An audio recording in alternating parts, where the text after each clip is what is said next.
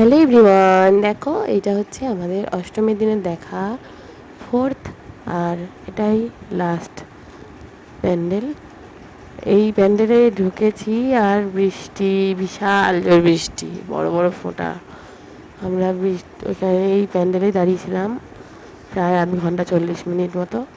তারপর প্যান্ডেল দেখে বেরিয়ে গেছিলাম বেবিকে নিয়ে, আর আমরা বৃষ্টি যদি জোরে আসে তাই বেরিয়ে গিয়েছিলাম। দিয়ে আমরা বাড়ি চলে এসেছি।